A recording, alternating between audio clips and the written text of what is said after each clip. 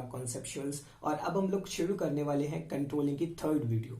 इस वीडियो के अंदर हम लोग बात करेंगे टेक्निक्स ऑफ मैनेजरियल कंट्रोल के बारे में। The various techniques of managerial control में be classified into two broad categories. The first one is traditional techniques and the second is modern techniques.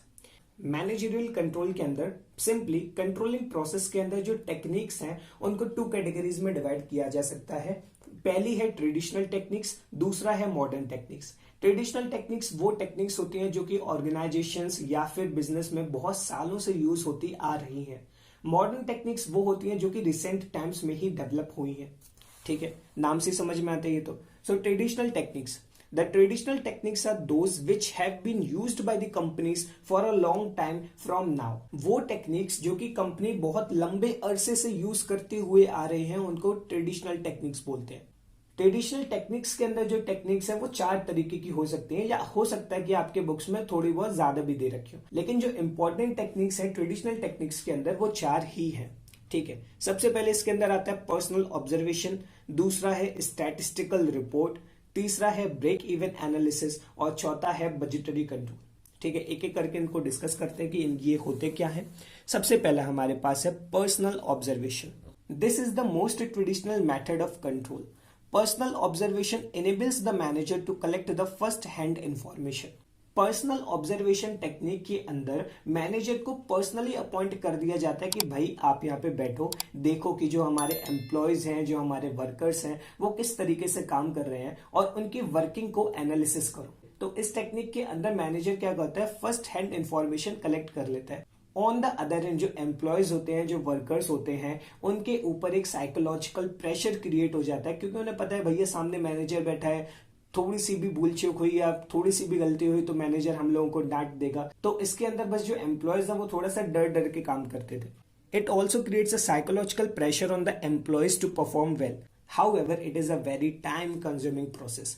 Personal observation technique जो है वो बहुत time consuming है, क्योंकि मैनेजर को सामने बैठना पड़ता है। अगर मैनेजर सामने ना बैठता तो उतने समय में वो कुछ और काम कर लेता। ठीक है, और ऐसा भी नहीं है कि एक दिन में बैठ के सारी चीजें को वो एनालिसिस कर लेगा। अगर कुछ भी डेविएशन आया तो उसको देखना पड़ेगा भाई 10-15 दिन की चल क्या रहा है ऑर्गेनाइजेशन में, कैसे ये लोग काम करते हैं। तो इसमें टाइम बहुत लगता था। ठीक है, पहली टेक्निक समझ में आ गई, पर्सनल ऑब्जर्वेशन। सेकेंड टेक्निक पे मूव करते हैं जो कि है statistical report. Statistical analysis in the form of averages, percentages, ratios, correlation, etc. present useful information to the managers regarding the performance of the organization in various areas। Statics के अंदर हम लोगों ने एवरेजेस को कैलकुलेट करना सीखा है, ratios निकालने सीखे हैं, कोरिलेशन निकालना सीखा था। तो इन सभी मेजर्स को यूज करके एक यूजफुल इंफॉर्मेशन क्रिएट की जाती है और उस इंफॉर्मेशन को मैनेजर के पास पहुंचा दिया जाता है, मैनेजर के पास प्रेजेंट कर दिया जाता है। और जो इंफॉर्मेशन होती है वो रिगार्डिंग टू द ऑर्गेनाइजेशन होती है, जिसके बेसिस पे मैनेजर अपने डिसीजन ले सकता है। ठीक है, this is known as statistical report. Next is break even analysis. Break even analysis हो सकता है आप लोगों ने 12th में इकोनॉमिक्स में पढ़ा है। जो सीबीएसई से 12th किए हैं उन लोगों ने तो पक्का पक्का पढ़ा होगा, और जिन्होंने सीबीएसई से 12th नहीं किया तो भैया मुझे पता नहीं है कि आईसीएसई में पढ़ाया जाता है कि नहीं पढ़ाया जाता है। ठीक है, तो मैं भी यहाँ पे बस शॉर्ट में एक्सप्लेन करूंगा। Break-even analysis is a technique used by the managers to study the relationship between the cost, volume and profits। Break-even analysis एक ऐसी टेक्निक होती है जिसके अंदर कॉस्ट, वॉल्यूम और प्रॉफिट्स के बीच में एनालिसिस होता है। मतलब कि उसमें कॉस्ट भी दिखाया जाएगा आपको, आप कितनी यूनिट्स प्रोड्यूस कर रहे हो वो दिखाया जाएगा, और कितना प्रॉफिट आप अर्न कर रहे हो वो भी आपको इस टेक्निक के अंदर दिखाया जाता है। और इन सभी के बीच में एक आप ऐसा रिलेशन ढूंढते हो जहां पे आपको मैक्सिमम प्रॉफिट मिल रहा है। It determines the probable profit and losses at the different levels of activity. अगर आप 100 यूनिट बना रहे हो तो आपकी लागत कितनी आ रही है, आपको मुनाफा कितना हो रहा है। अगर आप 1000 यूनिट बना रहे हो तब आपकी लागत कितनी आएगी, आपको कितना मुनाफा होगा। ये सारी चीजें इसके अंदर होती हैं। और जहां पे लगता है कि आपकी जो कॉस्ट है वो सबसे ज्यादा कम आ रही है और जहां पे प्रॉफिट सबसे ज्यादा आ रहे हैं, आप वहीं पे अपना एक पॉइंट चूज कर लेते हो। अब बात करते हैं इसको ब्रेक इवन एनालिसिस क्यों बोला जाता है।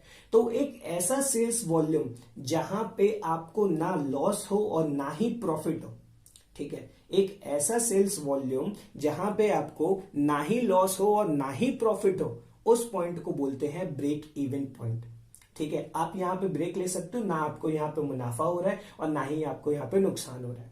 ठीक है, ब्रेक इवन एनालिसिस क्लियर है। तो यहां पे एक बात याद रखना, जो मैनेजमेंट है वो ब्रेक इवन पॉइंट पे काम नहीं करता है, वो ब्रेक इवन पॉइंट से थोड़ा सा ज्यादा काम करता है, क्योंकि वहां पे उसे प्रॉफिट भी तो चाहिए। वो ऐसा सेल्स वॉल्यूम रख के क्या करेगा जहां पे उसको ना ही फायदा हो रहा है और ना ही नुकसान हो रहा है। चलो नुकसान तो छोड़ो, फायदा तो हो ही नहीं रहा ना, तो वो ब्रेक इवन पॉइंट पे क्यों वर्क करेगा। यहां पे तो उसका नाम आया तो समझा दिया कि ब्रेक इवन पॉइंट ये होता है, लेकिन जो मैनेजमेंट है वो उससे थोड़ा ऊपर काम करेगा जहां पे उसको फायदा हो। लास्ट टेक्निक की बात करते हैं जो कि है बजटरी कंट्रोल। इसके अंदर क्या रहता है कि जितने भी ऑपरेशंस होते हैं उनको बजट्स के फॉर्म में रिप्रेजेंट कर दिया जाता है।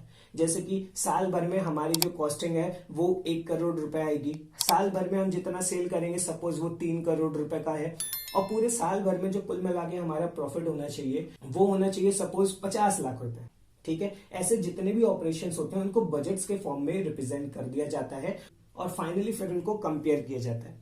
Budgetary control is a technique of managerial control in which all operations are planned in advance in the form of budgets and actual results are compared with the budgetary standards. Advance में सारे operation से related budget बना दिए जाते हैं और फिर जो एक्चुअल रिजल्ट्स होते हैं उनको बजटरी स्टैंडर्ड से हम लोग कंपेयर करा देते हैं। This comparison reveals the necessary actions to be taken so that the organisational objectives are accomplished. और ये कंपैरिजन हमें ये बताता है कि कौन सी एरिया में हमें काम करने की जरूरत है जिससे कि जो ऑर्गेनाइजेशनल ऑब्जेक्टिव्स हैं वो अकम्प्लिश हो सके, वो पूरे हो सके। ठीक है, ट्रेडिशनल टेक्निक का कॉन्सेप्ट यहाँ पे फिनिश होता है। हमने चारों टेक्निक्स के बारे में बात कर ली।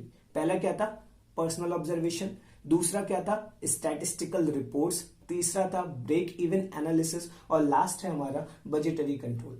नेक्स्ट वीडियो के अंदर हम लोग बात करेंगे मॉडर्न टेक्निक्स के बारे में। तब तक के लिए bye bye and take care. And guys if you like this video hit the like button, subscribe to the channel and share with your friends. Guys share कर देना जल्दी से, अब वीडियोस रेगुलर आएंगी।